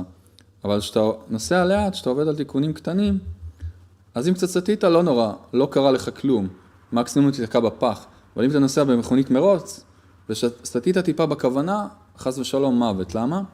כי ככל שהזמן מהיר יותר, זה מדרגה גבוהה יותר. ואז הפגם הוא הרבה יותר גבוה. כמו מנהל בנק שפוגם, או ילד שנוסע עם מכונית מפלסטיק ופגע ברצפה עם המכונית. אז זה לא נורא. אבל בזמן רוחני, במציאות גבוהה, אתה היית פוגע מאוד, מאוד, מאוד, חס ושלום, אם נותנים לך פה. אז הקדוש ברוך הוא לא פרייר, הוא נותן לך להתעסק עם פירורים. וכן, אני קורא לזה פירורים, זאת האמת, זה רצונות מאוד מאוד קטנים. אני אתן לכם משל אולי שתוכלו להבין. כמו ההבדל בין תאווה חיצונית לאהבה. יחסים עם אהבה, בזוגיות אפילו, מאשר יחסים בלי אהבה. לא רק שזה הבדל גדול, וגם בעלי התאווה יודו בזה. זה הבדל כמעט אינסופי. האור והאיכות של רצון עם אהבה, זוגיות עם אהבה, זה לא משתווה לאלף תאוות בשרים שתעשה פה. מי שאחד שאוהבת אותך באמת בלב ונפש, ואתה מרגיש את האהבה הזאת אליה, זה שווה לך יותר, אם אתה מרגיש את זה, שווה לך יותר מ1,000 סתם תאוות חיצוניות פה. וכולם יסכימו על זה עם עצמם, גם בעלי התאווה. למה הם הולכים עם 1,000 נשים או עם 1,000 דברים? האמת שהם לא עושים את זה באמת בגלל הקליפה. זאת אומרת, זה המצב המגולה, אבל הם עושים את זה כדי לשכוח מזה שהם רוצים אהבה. בגלל שהם לא מקבלים פה, הם בורחים לפה, מנסים לפצות דרך זה על זה. זה כמו לקחת אקמול. אז זה לא באמת עוזר. למה זה לא עוזר? כי אתה רוצה את זה, אתה לא רוצה את זה. ואז הם יביאו לך 1,000,000 כאלה, אבל אתה עדיין נשאר פה מתחת.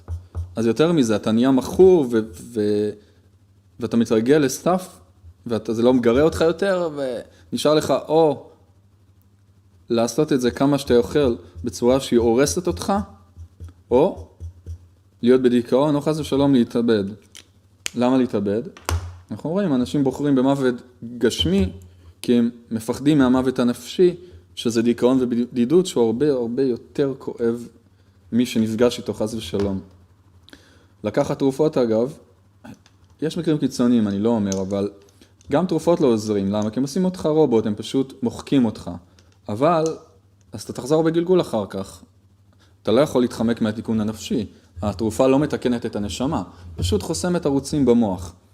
אז שוב, יש מצבים קיצוניים, אתה אפילו יכול לקחת תרופות ולעשות עבודה רוחנית, אם נולדת עם מחלה או משהו שאתה באמת צריך, וזה בסדר לפעמים.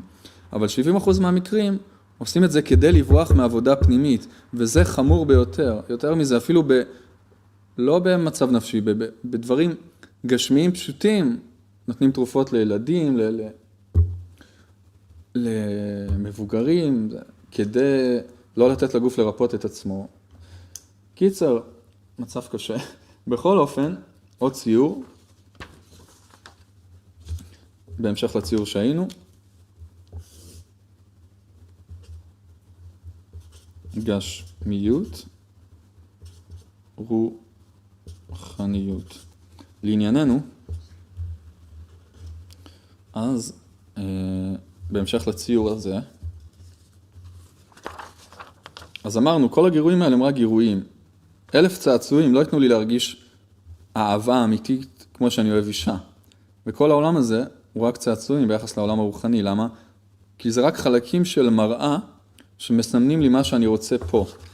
אבל אם אני לא יודע לקשר בין הגשמיות לרוחניות, בין המעשה לכוונה, בין החיצוניות לפנימיות, אז כמו שאמרנו, באותיות, אני חושב, מרבי אבן העזרא הקדוש, שהיה יורצייט שלו גם שבוע שעבר, שהוא אומר שזה כמו שיש לי אותיות בלי טעמים, כמו שיש לי גוויות בלי נשמות, כמו שיש לי אותיות שאני לא יודע לחבר למשפטים. אז זה דבר שהוא ריק, זה כמו גמל שנושא משי, אבל המשי לא יעזור לגמל, אין לו מה לעשות עם זה. או כמו חמור נושא ספרים, או נושא ספרי רפואה, או מי שסופר את הדפים של הספר רפואה. זה לא ירפא אותו. הוא צריך להשיג את הפנימיות של הדפים. אז את הדבר פה, כל הדברים האלה, אם אני לא יודע לקשר אותם מפה לפה, אז הם רק, זה כמו לקחת תרופה חיצונית שמסתירה לי את הדבר הפנימי שאני צריך לתקן, ואז לא רק שאני לא מתקן, אני מקלקל עוד יותר. לענייננו, אז מה עושים? היום חוץ מתרופות, מה יש? סמים. שימו לב שזה סימן מאוד יפה, כי סם, זה ככה בפוקס, סליחה אולי, פה נעשה זה. סם, זה יוצא בפוקס, אבל מה זה סם? סם מחמם. מי זה? סטרא אחרא, כלומר המלאך המוות. אני לא יודע אם מי שהמציא את מי שגילה, סליחה, לא המציא את הכימיה של הסמים, אתה יודע, כיוון לזה, אבל זה המשמעות של סם. מה זה סם? נכון אמרנו במראה שיש את הרצונות שלנו, ואם הם לא ממלאים אותנו, אז אנחנו רכים וזה, כי אנחנו באמת רוצים את מה שפה. מה הסמים עושים? הם כאילו מטשטשים לי חזק את התודעה, משחקים לי בתודעה, ואז הם שוברים את המחסום שטבוע בי בתת מודע, בהכרה, שבכוונה זה שומר על האדם, כדי שלא יתקן או לא יגלה מה שהוא לא צריך לראות. אז הסמים שוברים לי את זה, הם משחקים לי בתודעה, ואז פתאום אנחנו רואים שבאדם מסומם, הוא יכול, לא יודע, יש לו כוס תה, שהוא מסומם, זה יכול לראות לו כמו מגדל אייפל. למה? יש לי יתוש בקפה, לא נורא. זה יכול לראות לו כמו מגדל אייפל, למה? כי הגירוי הזה, והוא נמצא במצב תודעתי אחר, אז מהגירוי הזה הוא משיג משהו אחר לגמרי. אז מה הסמים עושים? למה אנשים בורחים לסמים? כי הרצונות האלה אמרנו הם פירורים. מה צריך לעשות? עבודה פנימית אמיתית, מעבר לזמן ומקום, שזה נקרא השוואת צורה, שהיא מעלה אותי בעולמות, במדרגות הרוחניות, בצורה מתוקנת. מה הסמים עושים? כרגע הסמים הגשמיים, כי יש גם סמים רוחניים אגב. אבל מה הסמים הגשמיים עושים? הם מטשטשים לי פה את התודעה, ואז אני כאילו מרגיש מעבר לניצוצות הגשמיים, מעבר לגירויים הגשמיים, הרגשות יותר גבוהות, שנמצאים פה, בין זה לזה.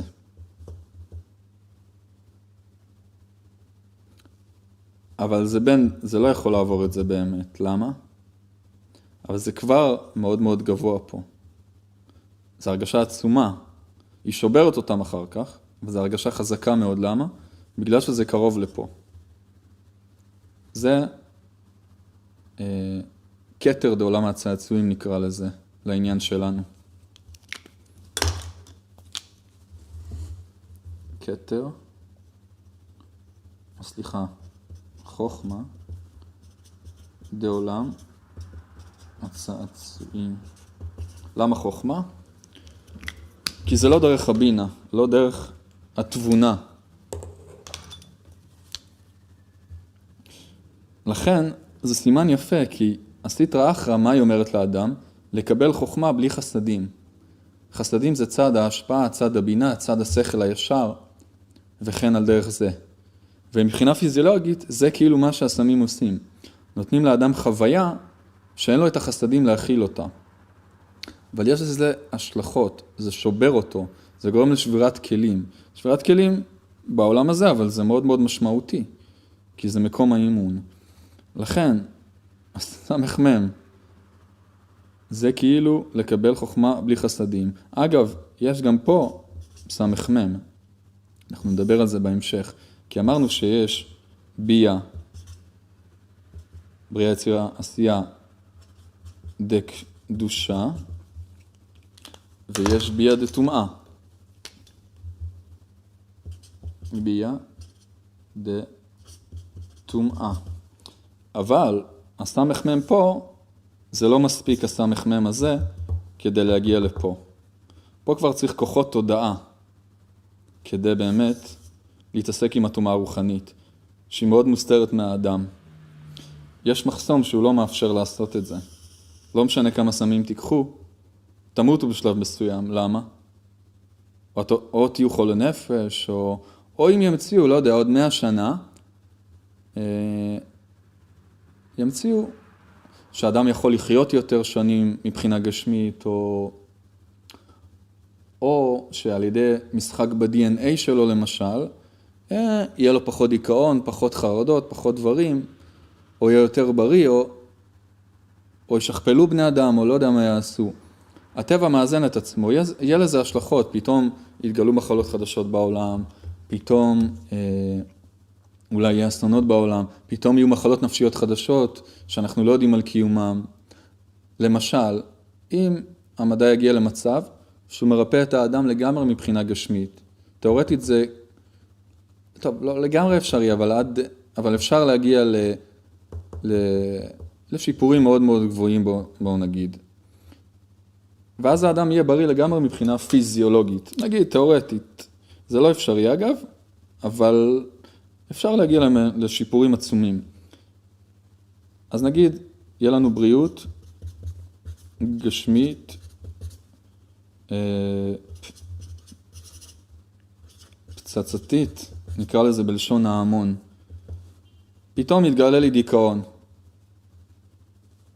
משהו שלא משנה כמה בריאות נפשית או פיזית תהיה לי. יותר מזה, רוב האנשים עם הדיכאון, זה הרבה פעמים אנשים שיש להם הרבה. אז אנחנו רואים שאנחנו לא יכולים לרמות יותר מדי. בכל מקרה, למה כולם בורחים לסמים?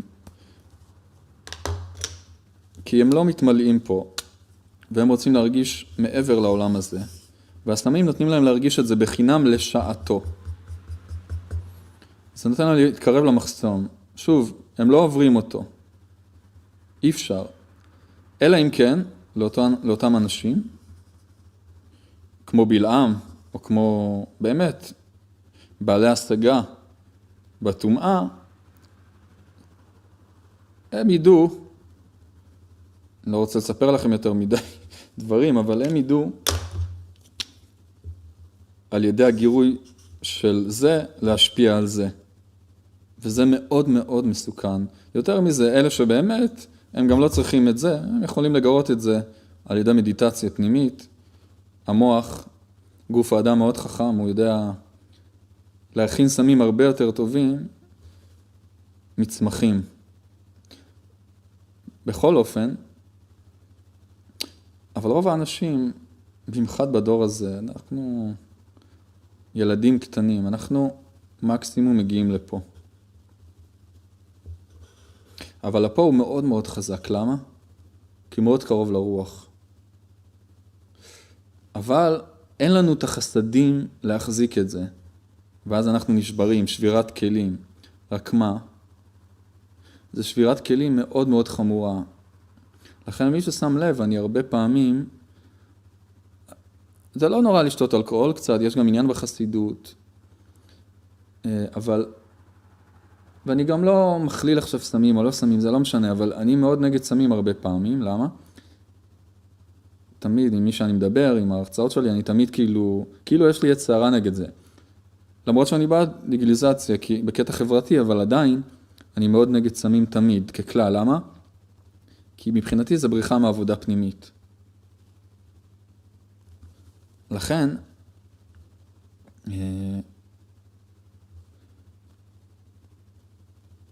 כן, לכן אנשים לוקחים הרבה סמים ומנסים להרגיש משהו מעבר, כי פה זה פירורים, והסמים פותחים להם את המחסמים בתודעה, בצורה לא אמיתית, שהיא אסורה.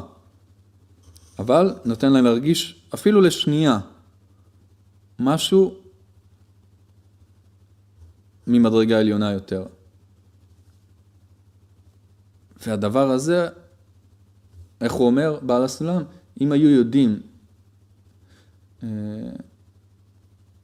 אני לא זוכר את הציטוט המדויק, אם היו יודעים בני העולם, חכו שנייה, נמצא את הציטוט המדויק, לשון בעל הסולם מרפא הנפש. הוא אומר בעל הסולם, שבעת ההשגה מורגש שפע המתגלה, הוא מתיישב דווקא על כל ההפכים. וכל איבריו וגידיו יאמרו ויעידו לו, אשר כל אחד ואחד מבני העולם היו מקצצים ידיהם ורגליהם 7 פעמים ביום, כדי להשיג רגע אחד בכל ימי חייהם, בטעם כזה המורגש להם. גרות קודש גרת חטא. דהיינו, בני העולם, בשביל תענוג רוחני, אם היו יודעים מה התענוג, היו מקצצים את הרגליים, וזה סימן, כידוע, אז זה בחינת הגר, אז כסימן, יש הרבה עצבים באצבעות. אבל הבן אדם היה מוכן לחתוך את האצבע שלו, בשביל תענוג רוחני, ורואים שאנשים, בלי להבין למה, הם יודעים והמחקרים מראים שהסמים פוגעים בהם ומזיקים להם, והם עדיין לוקחים. למה? כי זה כאילו נותן להם טעימה מפירורים של מדרגה עליונה יותר, שאי אפשר להשיג אותה באופן רגיל, אלא על ידי עבודה פנימית והשוואת צורה. אבל אז זה שובר אותם. זה שובר אותם, ואז זה חמור מאוד, כי כאילו, למה זה חמור מאוד?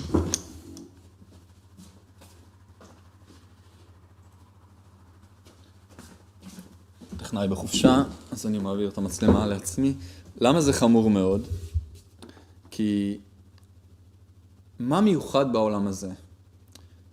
מצד אחד הוא עולם הצעצועים, אבל אנחנו מצד שני רואים שפיקוח נפש דוחה שבת. שבת, דבר רוחני, הפיקוח נפש הגשמי לגמרי דוחה אותו. למה? כי מקום האימון זה דבר חשוב. אם אני לא ידע להעריך צעצועים, איך אני אעריך דברים מעל הצעצועים? זה כמו חינוך, או אילוף, לא משנה. הגשמיות היא בעצם נותנת לי מעין קיום מינימלי, גם כשאני לא משיג עדיין את המעבר, ששומר עליי ומאפשר לי איזו סביבת עבודה, איזו סביבת מציאות. לכן, אם אני גם אפילו פוגם בצעצועים, אז מה כבר נשאר לי? הרי רוחניות אין לי עדיין. אז אם גם פגמתי בצעצועים, דהיינו בתודעה הגשמית, אז אני מרוסק לגמרי. לכן רואים בסמים מאוד מאוד קשים, או תרופות, מבחינתי תרופות וסמים זה אותו דבר, כן? כשאני אומר סמים אני מתכוון גם לתרופות. לעתים אולי עדיף סמים מתרופות, אני לא יודע, אבל זה נשאיר לאנשי הרפואה הטבעית להחליט. אבל לענייננו, הסמים או התרופות, הם כאילו כבר, החמורות, הם כבר משבשים לי את התודעה הגשמית, ואז מה נשאר לי? אפילו את זה שיבשתי. אפילו שברתי את הצעצועים. אז ילד שמקץ את הצעצועים ודוקר אותם, איך אני אתן לו לשחק עם אחותו? לכן, כל הרוחניות מסתרת לגמרי. אבל על ידי סם מחמם, זה נקרא, כל המהות של הקליפה, מה זה? לקבל חוכמה בלי חסדים. מה זה פגם הברית? חוכמה בלי חסדים. כל הטומאה מבוססת על חוכמה בלי חסדים. דהיינו, הנוחיות, בלי השוואת צורה. וזה מה שהסמים כאילו עושים מבחינה פיזיולוגית ודעתית. אז אם ככה, מה נעשה? מה הפתרון חוץ מסמים? השאלה יפה, נגלה לכם.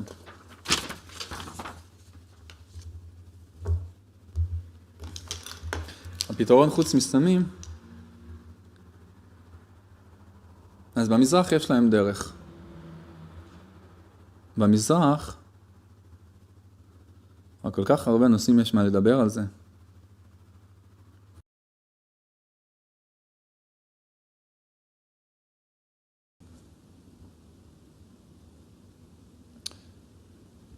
ובזה מובן חומר עונשו של עץ הדעת, שנתקבצו עליו כל בני האדם למיתה.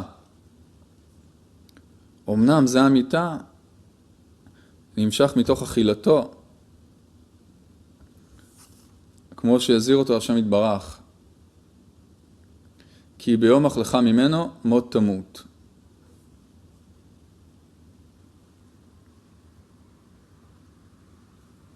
דהיינו נמשך בבחינת קודם ונמשך. זאת אומרת, ברגע שהוא חטא, זה לא שהקדוש ברוך הוא העניש אותו וחטאת, אני אעשה לך דווקא עכשיו, צא מגן עדן. אלא לא, ברגע שהוא חטא, אז הוא אוטומטית העביר את עצמו למצב של דרך ייסורים. ואלה ההשלכות. והקדוש ברוך הוא הזהיר אותו מזה. לכן אומר, אמנם זה המיתה נמשך מתוך אכילתו, כמו שהזהיר אותו השם יתברך, כי ביום אכלך ממנו מות תמות. כמה פעמים הקדוש ברוך הוא מזהיר אותנו, ואנחנו אפילו לא מצליחים להקשיב. והעניין להיות שנמשך לתוך איבריו צורת גדלות הקבלה מחלל הפנוי, שזה הרצון הגדול של בחינה ד' של לקבל את אור אין סוף, שזה טוב מצד אחד, כי זה מייצג את מטרת הבריאה. מצד שני יש לזה תיקונים וטהרה שצריכה להיות קודמת, ואם לא עושים את זה, אז זה טומאה עצומה. זה כמו אגו עצום ואנוכיות גדולה שבולעת את האדם לתוך הפרטיות שלו. עכשיו, אנחנו בעולם הזה מתעסקים עם רצונות מאוד מאוד קטנטנים. גלידה, שווארמה, במבה, יחסי אישות, כבוד מגוף אשלייתי. אנחנו מתעסקים בפיסטוקים, ואנחנו חייבים להתעסק בהם. עד שאנחנו לא מתאמנים בהם טוב, לא מראים לנו שום מדרגה יותר גבוהה. כי יש סדר מדרגה. מאמנים אותנו, כמו שאמר הרבש, בהתחלה בצעצועים. אם נתאמן טוב בצעצועים, לאט לאט יגלו לנו אורות אמיתיים בעזרת השם. לכן,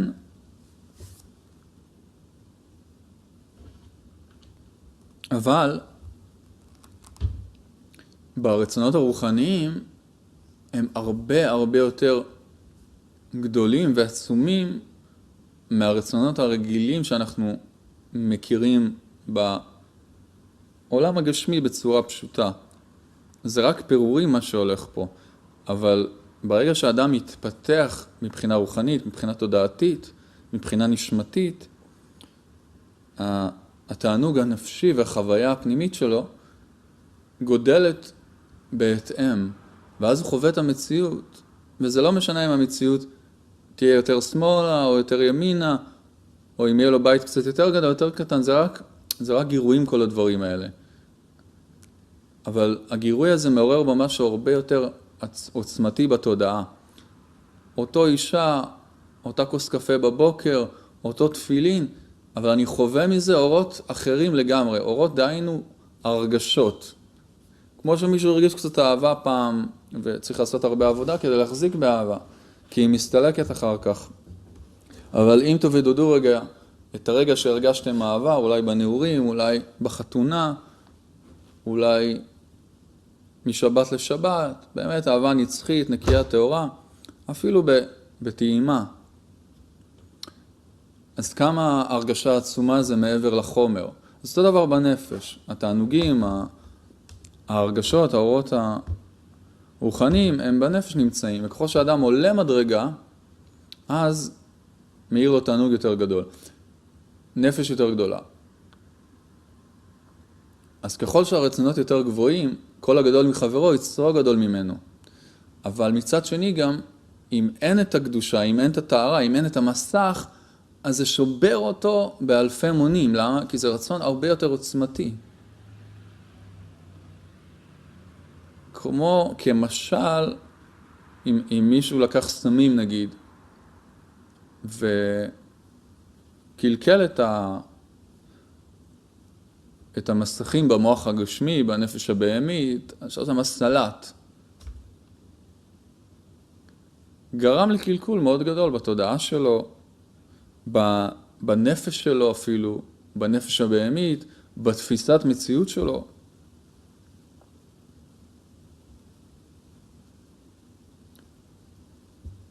עשה פגם מאוד חמור. הרי יכל לגלות רצונות עמוקים, גם שלא שוברים אותו או מוחקים אותו, בדרך רוחנית, בדרך של מדיטציה, בדרך של התבוננות, בצורה גם הרבה יותר חזקה, אגב, מחומרים. לא משנה איזה חומרים תיקחו, הכי קשים, הכי זה. היום גם אנשים, הרי אין אור בגשמיות, אז מה אנשים עושים? לוקחים תרופות, לוקחים סמים, מנסים לגרד את התענוג. סמים מעצימים את החושים או את התפיסה או את ההרגשה. אפילו קצת נותנים להרגיש כאילו מעבר לזמן ומקום ביחס לעולם הגשמי. ואז אנשים רדופים אחרי זה, למה? כי זה באמת מה שרוצים, להרגיש משהו פנימי מעבר לזמן ומקום. אז סמים נותנים לי את זה כאילו לשעתו, בטעימה רק, כן? בחינם. ואז הרבה אנשים בורחים לזה. לכאורה צודקים, אני רוצה להרגיש משהו מעבר לעולם הזה. למה לא? אלא, סם זה מלשון סמך מם. מה הרעיון של הטומאה? לקבל חוכמה בלי חסדים. וזה מה שהסמים עושים. הם כאילו נותנים לי חוויה, בלי חסדים, בלי שיש לי את הכלים להכיל אותה. ואז מה זה עושה? זה שובר אותי, פוגם בי, וכן על דרך זה. אז זה רק משל, כן? פה זה מדובר ברצונות הרבה יותר עוצמתיים, כי לא משנה כמה סמים תיקחו, זה מוגבל במה שזה יכול לפתוח לכם. למה? כי זה עדיין נתון לחוקים של העולם הגשמי. אמנם פותח צינורות, רצונות יותר ערוצים, יותר עדינים בנפש הבהמית, במוח, גם משבש, שוב, אבל ואז האדם כאילו מרגיש מעבר. אבל כל ההרגשות האלה הם עדיין מאוד קטנים ביחס להרגשות רוחניות מעבר לזמן במקום של בעלי השגה. זה נקרא נעיר ודקיק, מאוד מאוד דקיק, ביחס למה שבעלי השגה משיגים. ביחס למה שיש ברוחניות. אבל עדיין, ברגע שמתגלים לאדם רצונות עצמתיים כאלה, הן על ידי סמים, הן על ידי עבודה רוחנית של טומאה, והן על ידי אפילו מערכת הקדושה, שמסובבים אותה קליפות, מאוד מאוד קשה לו לעשות את זה בקדושה וטהרה.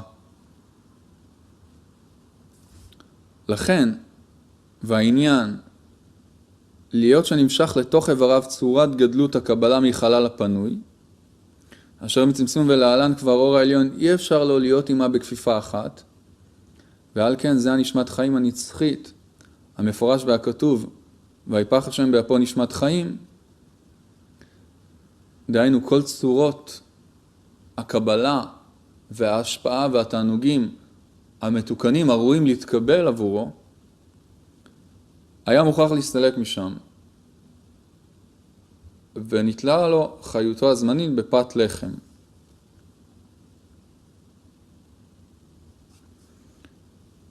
כן. כסימן, הלחם לא מדובר על לחם גשמי. הלחם זה סימן לסוג של מוחין מסוימים. מוחין מצומצמים יחסית למה שהיה לו. אבל כסימן רואים, לא על הלחם כמובן יחיה לעבודו האדם, אלא על כל מוצא פי השם, אבל כסימן הלחם נותן לי אנרגיה זמנית להתקיים ליום, יומיים, לכמה ימים, לשבוע, לא משנה. אז אותו דבר, זה מה שקרה אחרי החטא. נתלה לו חיותו הזמנית בפת לחם. דהיינו, בזיעת אפיך תאכל לחם. שצריך לעשות המון יגיעה בשביל תענוג מאוד מאוד מצומצם. אבל זה סוג של שמירה לאדם, שמירה מאוד גדולה, ששומרת עליו ועוזרת לו לתקן בסדר המדרגה. אבל לפני זה,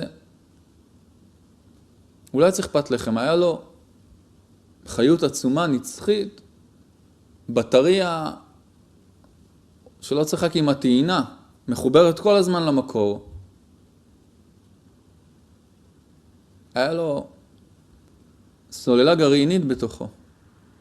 אבל אחרי שחטא איבד את כל זה. ועכשיו החיות שלו תלויה בהמון יגיעה ועבודה ובירור ובשביל תענוג קטן. אבל ככה אפשר לתקן בהדרגה. וזה ממש פירור ביחס למה שהיה לו. לכן אומר, נתלה לו חיותו הזמנית בפת לחם, וחיים האלו אינם חיים נצחיים כלמפרע, שהיה לצורכו עצמו, אלא דומה בערך לזיעה של חיים. כלומר שנתחלק לו החיים לטיפין טיפין. באופן שכל טיפה וטיפה הוא חלק מהחיים שלו הקודמים, שהוא עניין ניצוצי נשמות, שנתחלקו לכל תולדותיו, עד שבכל תולדותיו, מכל בני היישוב ומכל הדורות, עד דור האחרון, המשלים מטרת הבריאה, המה בערך שושלת גדולה אחת.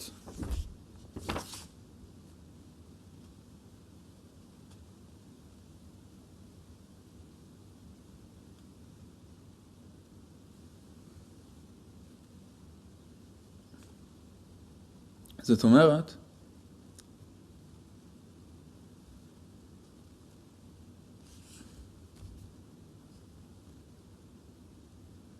אחרי שהוא חטא, והוא התקלל עם זמת נחש, האור העליון מיד הסתלק ממנו. למה? כי שינוי הצורה גורם לפירוד.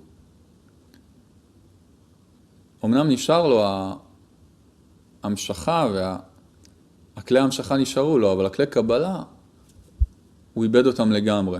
הסתלקו ממנו לגמרי. ואז החטא גרם לו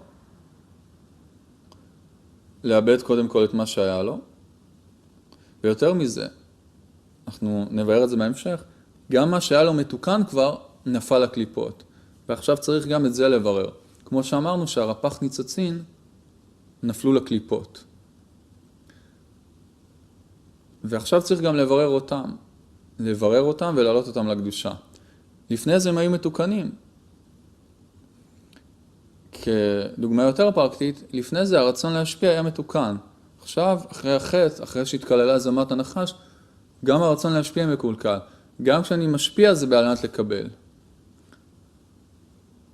וזה גרם לחלוקה. חילקו לאדם הראשון את העבודה לפרטים. למה? זה שמירה שכך הוא יוכל לתקן. כמו המשל שהמלך רצה להעביר 1,000 שקל.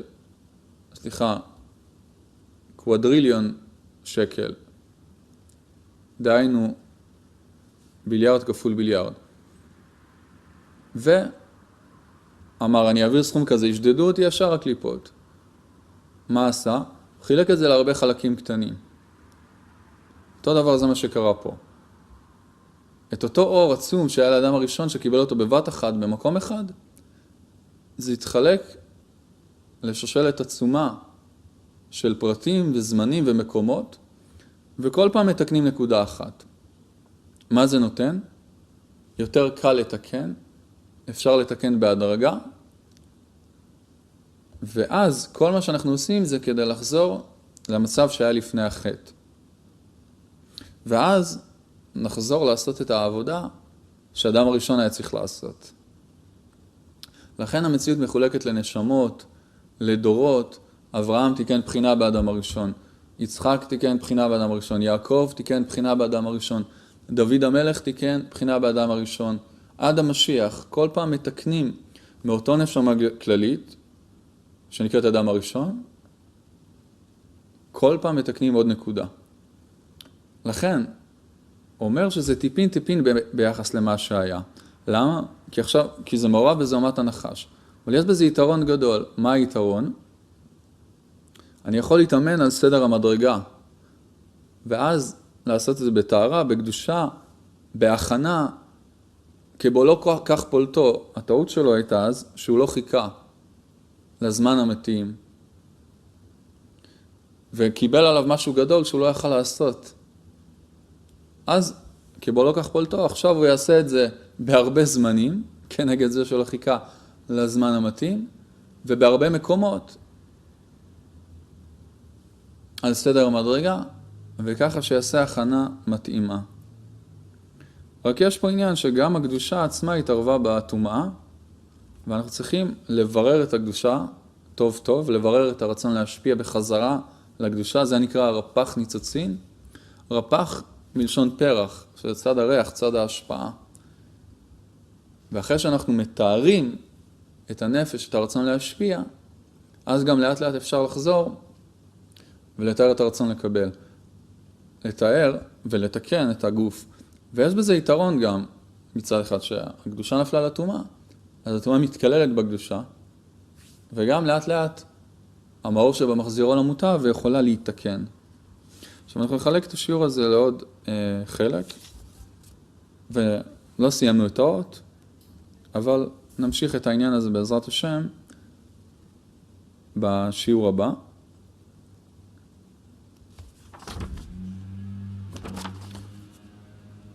תודה רבה,